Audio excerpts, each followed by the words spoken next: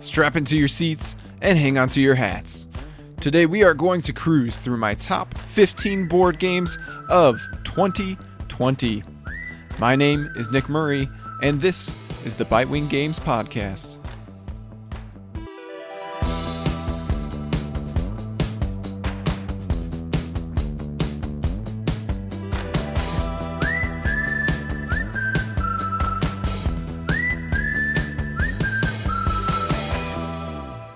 Now, I always look forward to comparing, ranking, and declaring my top games of the year.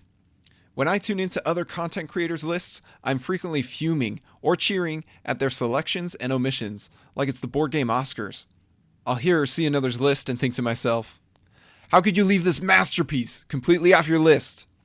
Or, thank you, that's what I'm talking about, this gal just gets it.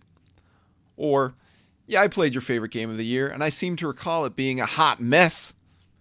Or maybe, can confirm this game is freaking legendary. But, at the end of the day, these lists represent the unique experiences that people shared with a particular design, and they reflect one's individual tastes and preferences within a medium that mixes art, entertainment, and narrative. Ultimately, these lists are a celebration of designers, illustrators, publishers, and countless others who had a vision, worked tirelessly to make it a reality, and succeeded at bringing others joy. Despite my vain, passionate feelings on this subject, I fully acknowledge that my rankings are no more right than others. All I can offer is some insight into how this list might provide some unique benefits. So let's talk about that for a moment. Every hobby has its own subgroups of individuals and types. You might have the casual dabblers, those who merely enjoy a simple, convenient sampling here and there. Or the hardcore campers, those who find their sweet spot, set up camp, and pay no mind to their wider surroundings, because they are content with digging deeper and deeper into their cozy niche. Then there's the hungry explorers. This is what I consider myself within the industry. We explorers set out to find the very best within each region, the cream of the crop. And there are very few categories that we don't extract enjoyment from.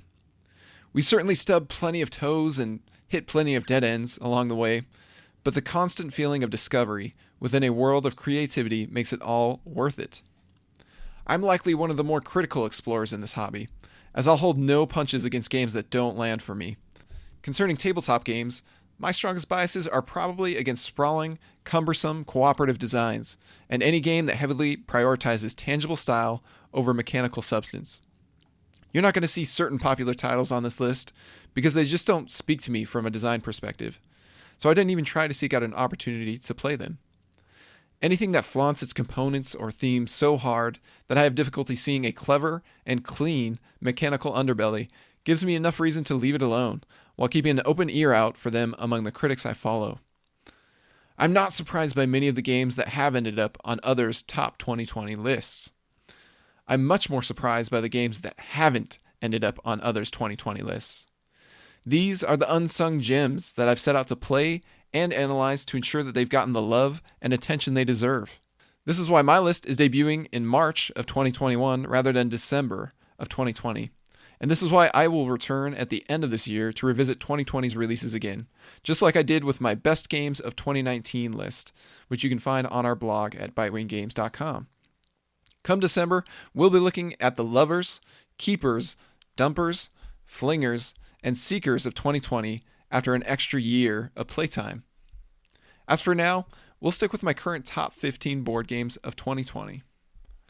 Fair warning here, you may find some of these selections to be upsetting. Several of my top 15 are either second editions, re-implementations, or a step above reprintings. And for those of you who feel inclined to protest, I suggest you first direct your pitchforks and torches to popular reviewers, Shut Up and Sit Down, or No Pun Included, who hilariously and entirely selected games that existed before 2020 as their top games of 2020. I only jest. They're a bunch of great folks who had great picks all around, and I'd highly recommend you check out their podcast episode from Shut Up and Sit Down and the video from No Pun Included sharing their top games of 2020. Now, I debated whether or not to include these remixed games among my rankings, and ultimately I realized that without their 2020 versions, I may never have discovered these absolute bangers. If that excuse is not good enough for you, then you're welcome to simply cross those out on my list and shift everything else beneath them upwards. Finally, let me just add one more hot take. Anybody who claims that 2020 was a weak year for board game releases has simply spoken too soon. Or they are a hardcore camper in the hobby who is unsatisfied with their particular genre of releases. This is one of the most excruciating lists I've ever had to rank. Pushing certain titles down the hierarchy had me writhing in pain. Leaving several of these gems outside of my top 15 feels like tossing my precious children out of the house, locking the door, and abandoning them to the desolate cold. I played far more than 15 firecrackers from last year, and at the end of this episode, I'll be sharing even more remaining contenders. 2020 was unquestionably a killer year for board game releases. So let's dive into my top 15 board games of 2020, starting with number 15, Beyond the Sun. The first thing I want to say about Beyond the Sun is that I'm honestly shocked that this game didn't end up higher in my rankings. I agree with So Very Wrong About Games' Mark Bigney in his podcast episode about the 2020 year in review, in that this is one of the best new Euros of 2020. But full merits are given to the stellar design and the other 2020 releases that just barely squeezed past it on my personal rankings. Beyond the Sun is a triumph thanks to its unflinching commitment to being extremely good at one particular thing, a tech tree. The possibilities branch ever outward in this space civilization game, where the actions start out few and simple, yet quickly multiply into many powerful options. The strategy of developing your technologies is well balanced against the opportunities for controlling and colonizing the systems of space. For anyone looking for the best Euro of 2020, Beyond the Sun is a strong contender. My 14th best game of 2020 is Iwari. Iwari is a breath of fresh air every time I play it. Of course, it doesn't hurt that this gorgeous production is a visual and tactile pleasure. But there are plenty of games that can reach that bar these days. What sets Iwari apart from the pack is its simple, breezy gameplay mixed with insanely clever rules. I can easily recall these 3-2-1 rules from memory. Play up to 3 cards to place 2 pieces in one territory. Then refill your hand back up to 3. Boom. That's all there is to it. The only thing that functionally matters about each card is its color. Play some colors and draw some more. I'm going to toss out some phrases like candy on Halloween. If any of these mean anything to you, particularly if they fill your heart with childlike joy, then you'll know that Iwari is a must-try for you because it evokes strong feelings of the following: cube rails, Knizian elegance, and dynamic player interaction. For the rest of you, Iwari compares quite similarly to the worldwide phenomenon known as Ticket to Ride. The key differences are that Iwari contains more depth and room for strategy, but feels entirely abstract. That's quite easily forgivable though, because again, this game is a real looker. If you haven't seen what it looks like, check it out. It is Iwari, my number 14 game of 2020. Now for my number 13, this game is called Durian from Oink Games. If you aren't familiar with the publisher known as Oink Games, they are an extremely charming Japanese brand, known for their tiny, rectangular boxes crammed with stylish components that make for quick, simple, and usually engaging games. Shut Up and Sit Down does a great job reviewing a whole heaping of their games on their YouTube channel, even ranking them into tiers, from worst to average to best. The 3 Oink games that made their top tier include A Fake Artist Goes to New York, Insider, and Startups. I can confirm that all 3 of these titles have been hits at our table and keepers in our collection. But we're supposed to be talking about Durian, right? Why all this preamble? Okay, let me drop this bombshell on you. Durian is one of the latest offerings from Oink Games, and I'm here to formally nominate it to be ranked in the top tier list alongside the other big 3. Durian is the type of game you can set down in front of your complexity-averse mother-in-law, get her fully engaged in the competition, and yet still have a blast playing it yourself. That's exactly what I did very recently, when she flew out to help us take care of our newborn. We had such a great time trying the game that we found ourselves back at it the very next night. This game of deduction and bluffing sees players acting as clerks, running the same store. Each person displays one inventory card toward everyone else and away from themselves. So you can't see the types or amounts of fruits on your own card, but you can see all the other cards. Thus, everybody has imperfect information about how much inventory is in this fruit store. One at a time, players take an order card from the deck and add it to the center, deciding which of the two options on the card to add as a customer order. The moment a player feels that the orders exceed the inventory, they can instead ring this little bell, calling out the grumpy gorilla manager to inspect the problem. Players then lay all the inventory cards face up and determine whether the tattletale made the right call. If they did, then the previous player in turn order takes the blame for taking the last order, but if not, then the tattletale gets punished for their false alert. Then whoever has the lowest sum of angry manager tokens at the game end wins. Durian just hits the spot as a filler game. It has the perfect amount of luck, drama, suspense, and mystery to make for tense, addictive rounds that end with a thrilling ring of a tiny bell. Even at 3 players, we've had so many memorable rounds. Despite us playing the game many times, I still haven't won it a single time. Yet those moments of me being one decision away from sweet victory, confidently ringing the tiny bell, and watching it all crumble under the gleeful eyes of my mother-in-law as I discovered that I was horrifyingly wrong about my own inventory card is a memory that holds a special place in my heart. So that is my number 13, Durian. Check it out if you've never heard of it. It is awesome. Number 12 is going to be Fort from Leader Games. From the moment Leader Games announced Fort, I knew we were in for a treat. How can a game that is illustrated by the legendary Kyle Farron and all about being kids who build forts, make and steal friends, and collect toys and pizza not be a pure delight? Spoilers, it is a pure delight. Although you have to come into Fort with the right mindset. Those who see that this is a deck builder and come rolling in with their truckload of associated expectations are either going to be pleasantly surprised or bitterly disappointed by this subversive design. Within Fort, you won't find many of the popular ingredients that most deck builders contain, like mega combo turns or meticulously crafted player decks. What you will find is refreshing and rare deck building ingredients, including significant player interaction. Fort is less about calculating the entire trajectory of your strategy and more about rolling with the punches. This works extremely well because the game plays so quickly. There are also a good handful of icons to learn at the beginning, but they're well designed and easily remembered thanks to the handy player aids. While this game contains surprisingly more rules than its appearance suggests, the act of playing Fort feels nimble, whimsical, and joyous. So that is my number 12 game of 2020, Fort, from Leader Games. For number 11, we have Renature from Capstone Games. Ever heard of a little game called Azul? You know, one of the top-selling board games of the past several years? Well, I would suggest that Renature deserves to be the next Azul. And that's not just because they share the same father, designer Michael Kiesling, also co-designed by Wolfgang Kramer. Consider this. Both Azul and Renature are pretty games with chunky pieces. Both games serve up elegant rules above a platter of agonizing decisions with a hearty dollop of cutthroat nastiness on top. Only Renature is more elegant, more agonizing, and much, much nastier.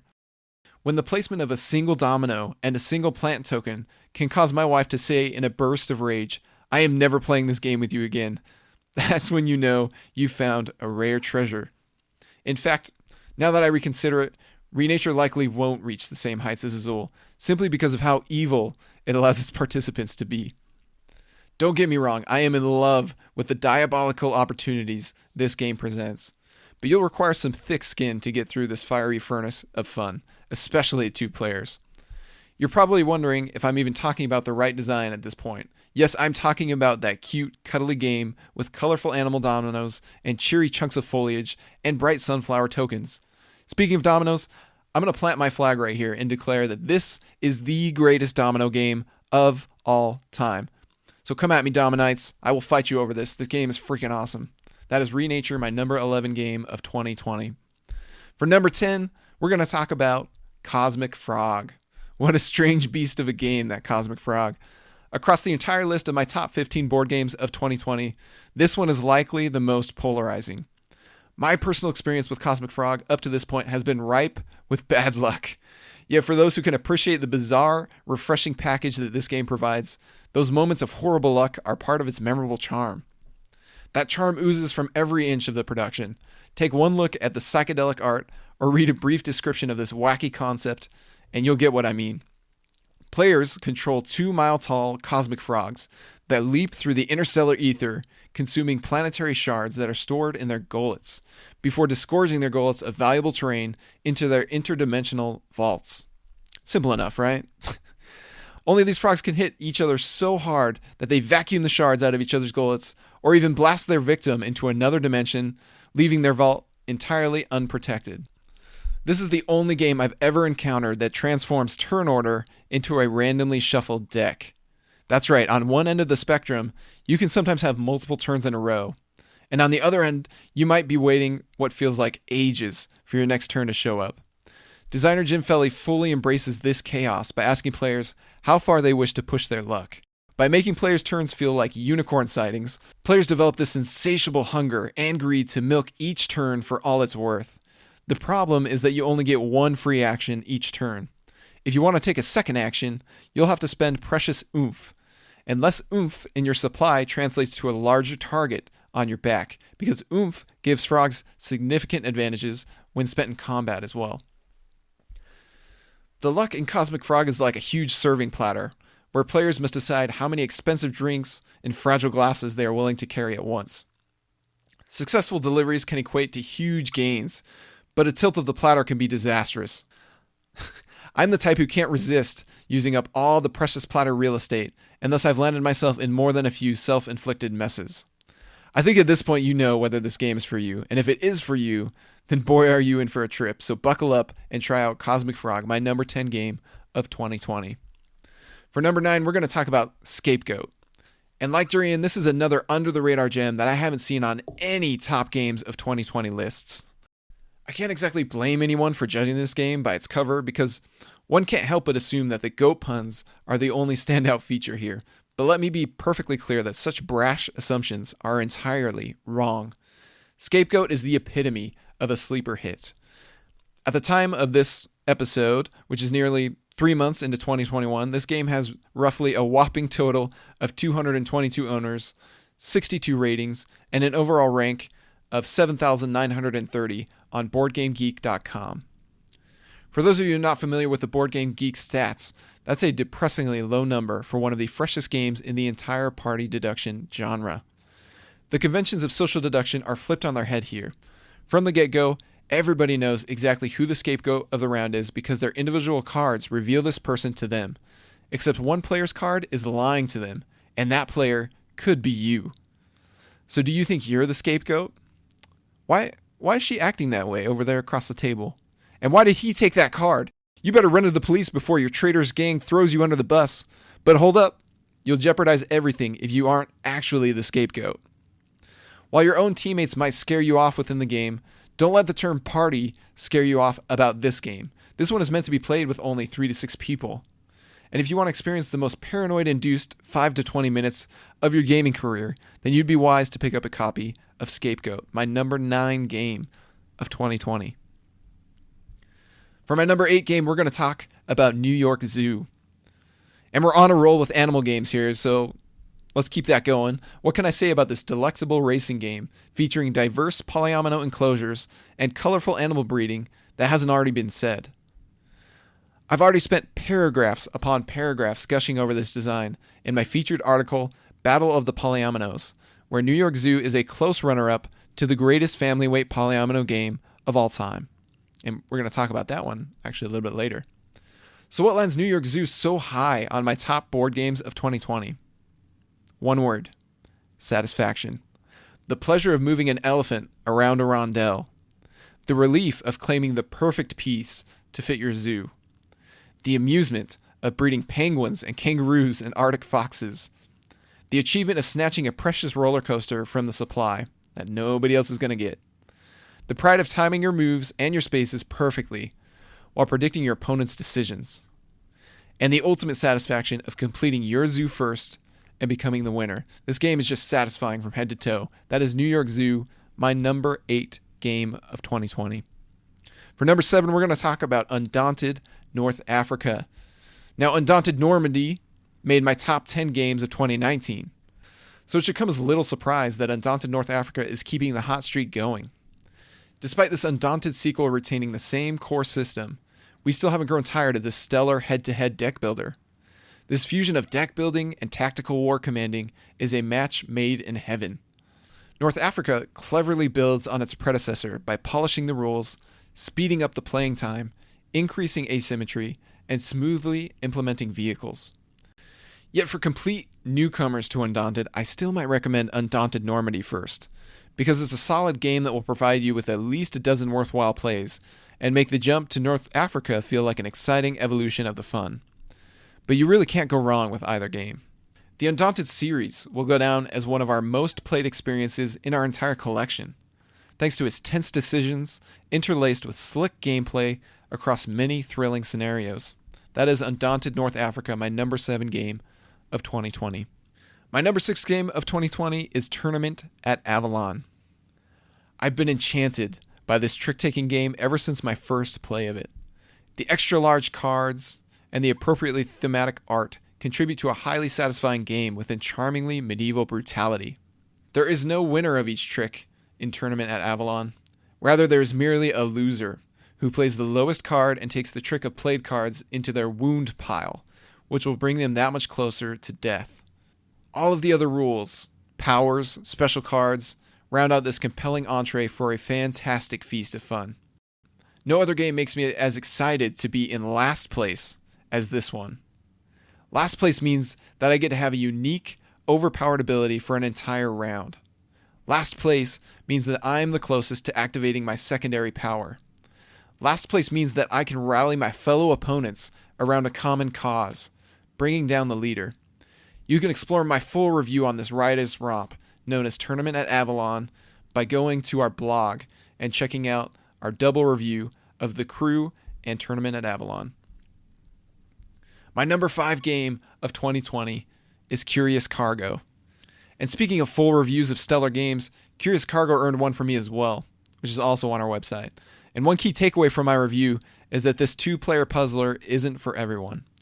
It's best suited for those who love spatial analysis, crave dynamic player interaction, and feed on adaptive challenges. I can't get over how dense and indulgent this small box feels. The PVC material used for the 6 unique player boards, the screen-printed wooden cargo tokens, the player forklifts, the long truck tiles, the double-sided conveyor tiles, the Kwanchai Moria art. Of course, these would all mean nothing if the game wasn't also a highly compelling and replayable challenge. Yet Curious Cargo is all that and a bag of chips.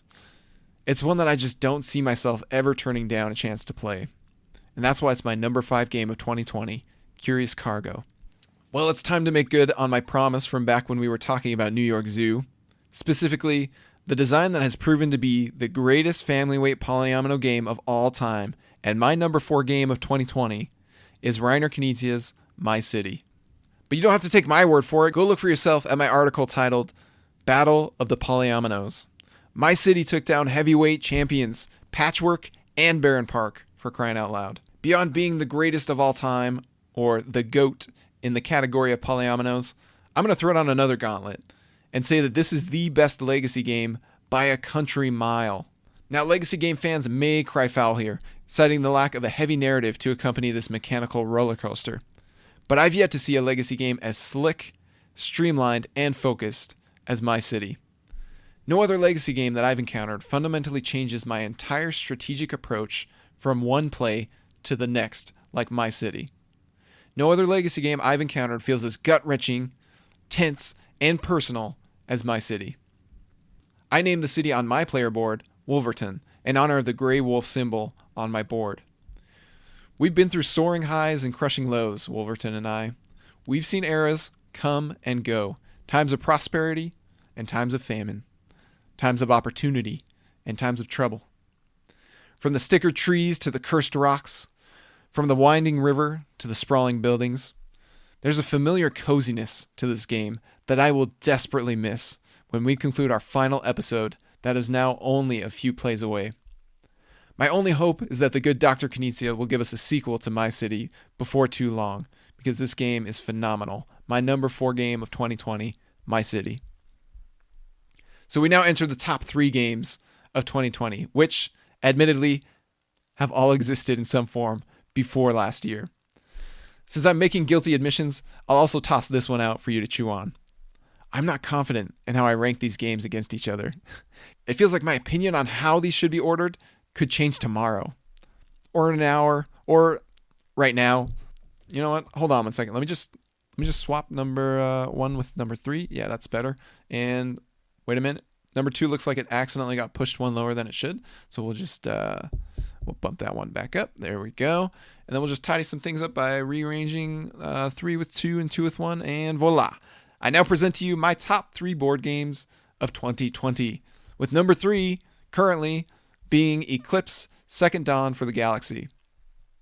Now, every hobbyist gamer deserves a good war game in their collection. An old, reliable friend who will always be there for you when you have a large table, a few enthusiastic companions, and a wide chunk of free time that all needs spending. And no, I'm not talking about a war game like the previously mentioned Undaunted North Africa. I'm talking about a woolly mammoth war game that rarely emerges from its spot on your shelf, but always makes a splash when it does hit the table. I'm talking about the kind of game that often requires 2 or 3 tables, 4 or 5 hours, days or weeks of prior planning. This is the type of game that I have long considered a bucket list experience.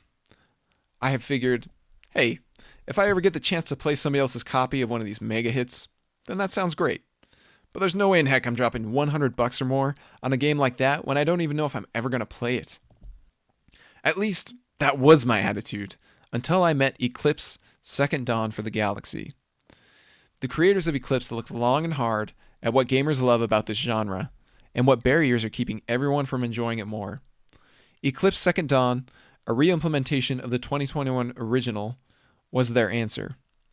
And this game is one heck of an answer. Within Eclipse, we have a sprawling, epic game that can be played in a very reasonable 2 to 3 hours, or maybe 4+ for complete beginners. We have a stunning production that feels perfectly tailored to enhance and supplement the entire experience.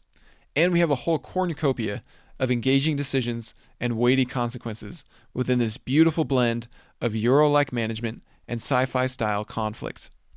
And that's why Eclipse Second Dawn for the Galaxy is my number 3 board game of 2020.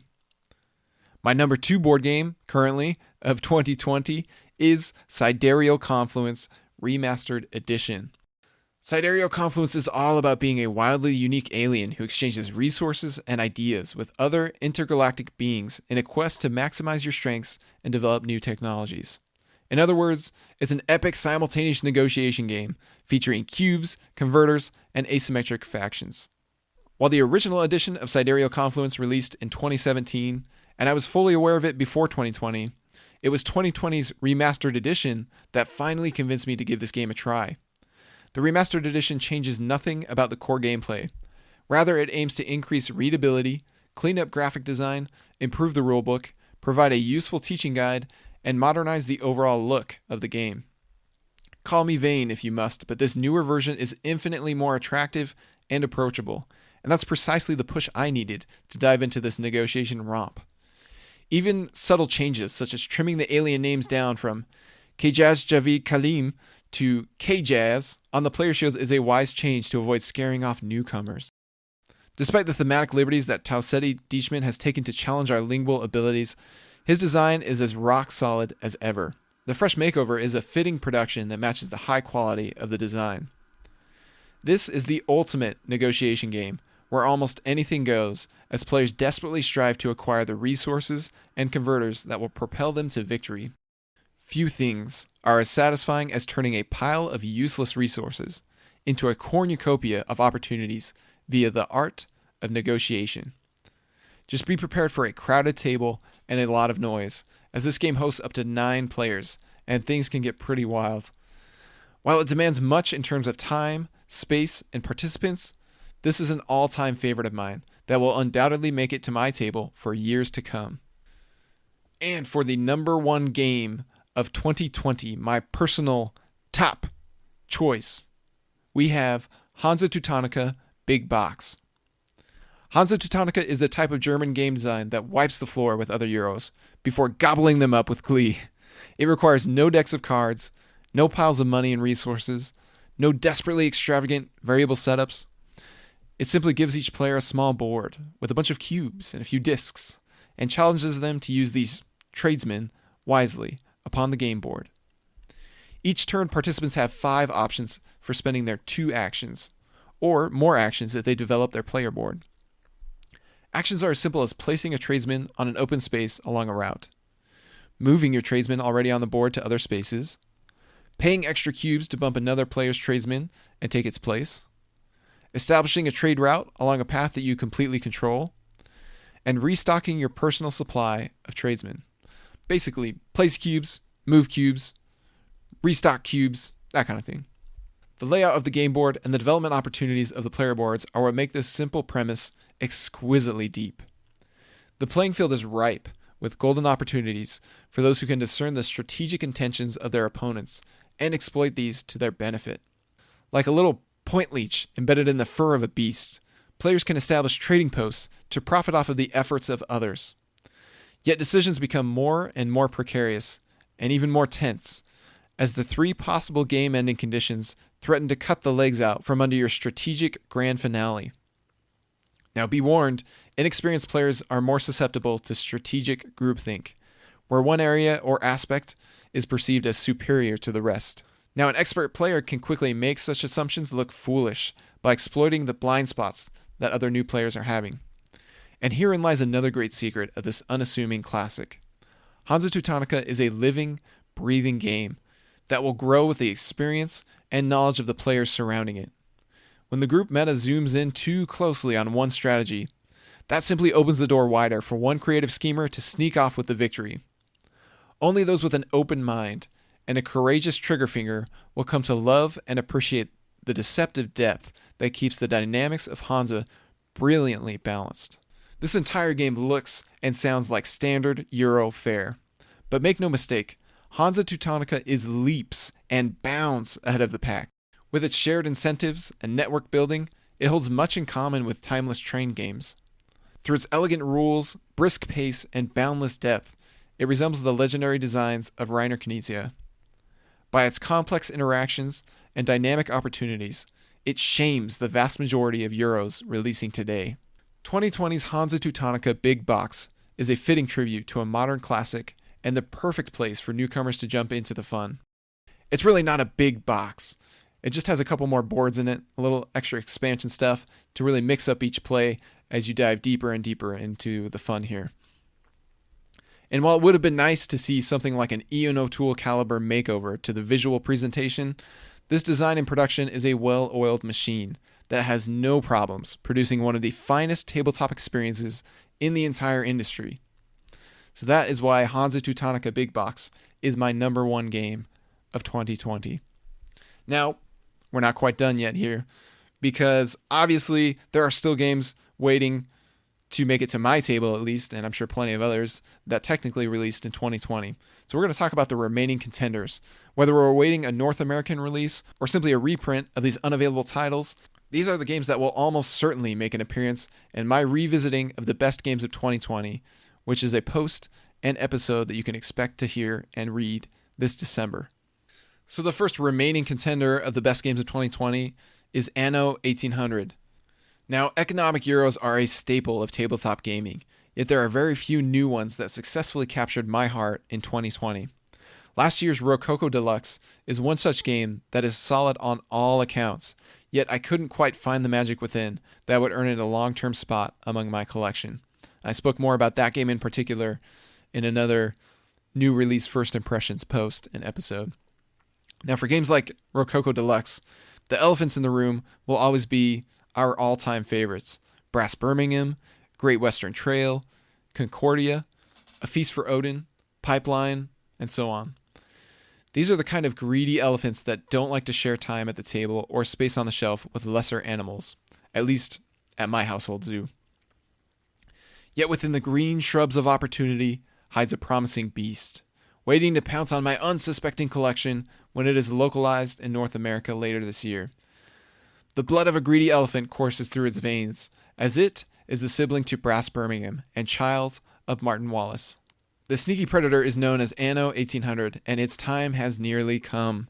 Of course, it just as easily might leap from the bushes and land on its face, embarrassing itself at my table, but we shall see. Next, let's talk about Nadavalier. If I had $1 for every time I heard the phrase, This game is a splendor killer. I would have $5 probably. Nidavellir is the latest title to add to this imaginary wealth, and despite my increasing numbness toward anything splendor-like, Nidavellir in particular has pinched me back to the sense of intrigue with two simple words: constrained bidding. What the heck is exciting about that, you ask? Consider this. 3 absolute bangers in my collection contain the same mechanism of bidding for something using the limited options in your hand, namely raw, high society, and for sale. So with the early positive buzz this one has received, I'm definitely planning to check out this lightweight, accessible game known as Nidavellir. And you should too. Now we're going to talk about Kyoto. I've got a hunch that Kyoto will be a surprise hit of a game, at least for those who try it. It sees players representing selfish countries that have come together to negotiate unselfish topics, specifically climate change. I get the impression of a mix between QE's amusing theme and Chinatown's engaging gameplay for those of you who are familiar with those games. Kyoto is also coming at us from the hot new publisher Deep Print Games, who recently busted open the industry's saloon doors with the fantastic Renature, which was co-published by Capstone Games. And I could be wrong, but Kyoto is at least one to keep on your radar. Another remaining contender of 2020 is The Search for Planet X. Now, my household enjoys a good deduction game, including the popular Cryptid and more recent Loot of Lima. And for those of you who haven't heard of Cryptid, I highly suggest you check out Kyle's review on YouTube of Cryptid on our Bitewing Games channel, because this game is phenomenal. It's one of our favorite deduction games, and that's why Search for Planet X is another one on our radar. And this one appears to be maybe among the best of the bunch, and I look forward to trying it whenever it shows up in stores again. Now, this game is unique in the fact that it keeps things running smoothly with a handy app, freeing up players to focus in on the space riddle at the table on a board in the hunt for Planet X, as the app works as the cogs of the system. Another one worth mentioning is Switch and Signal. I've already talked about this highly accessible cooperative train game in my most anticipated board games of 2021 episode. And now I'm back double dipping on this title in my remaining candidates for the top games of 2020. So, is this game a 2020 release or a 2020 release?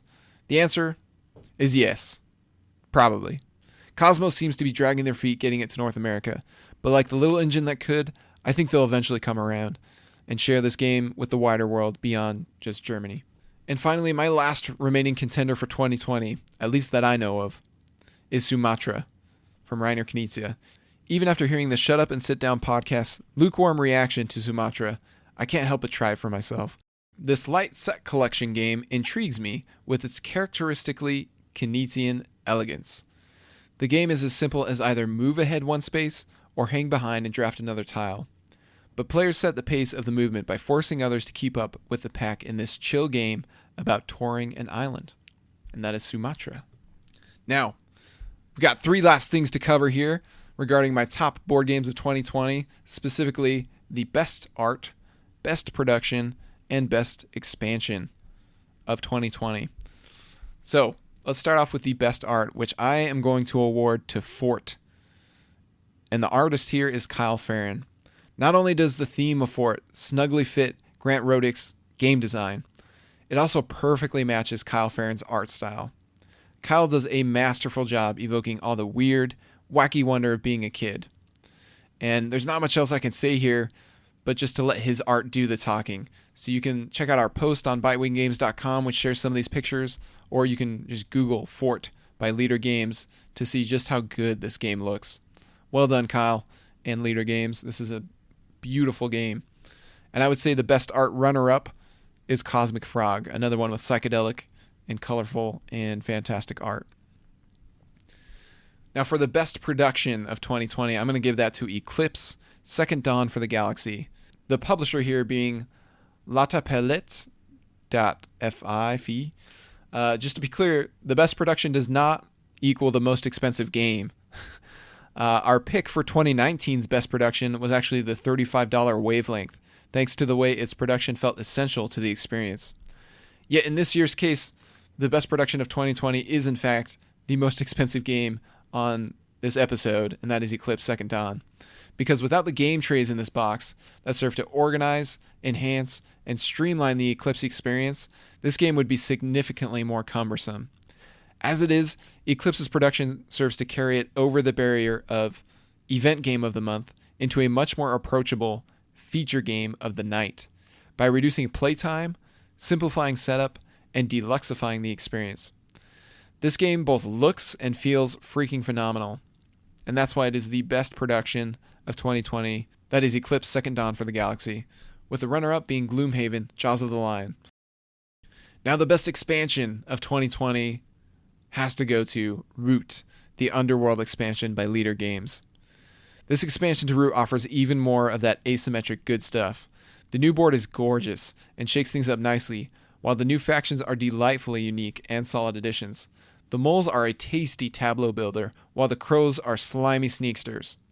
Our plays have been very well balanced and competitive between the new and old factions, so there are no complaints here. This one is absolutely worth the purchase if you are a fan of base Root. Speaking of which, Leader Games currently has their next expansion on Kickstarter right now. It's called the Marauders expansion, and you should definitely check that out too, because these guys are just killing it with everything they put out recently.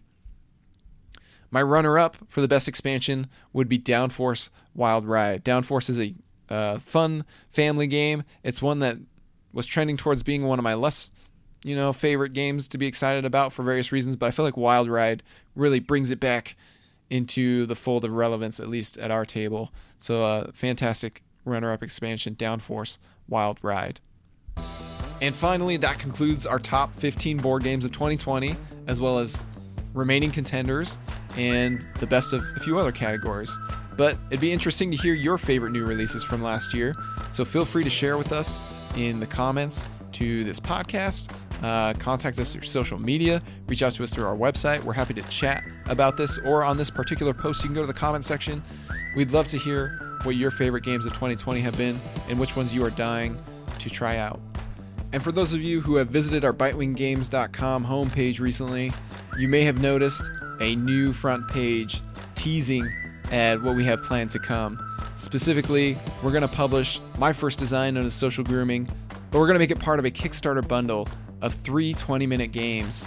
And the other 2 games we are thrilled to announce are designed by the one and only Reiner Knizia. That's right, we're going to publish a bundle of 3 games on Kickstarter later this year, 2 of which being from Reiner Knizia, and they are excellent. These are fantastic filler-style games that will delight anybody that you can get to sit down at the table with you to try out these simple but satisfying games. And the best way you can keep up on the latest news about this bundle is by going to bitewinggames.com and subscribing for our monthly newsletter. We only send out this newsletter at the beginning of the month. We don't share your email with anyone else. We simply keep you up to date on our latest podcast episodes, blog posts, YouTube videos, as well as up to date on our upcoming publication. And so we're excited to tease out more art and more gameplay as these things solidify, and we can't wait to share more. So keep following along as we all bask in our shared love of board games. My name is Nick Murray, and this is the Bitewing Games Podcast.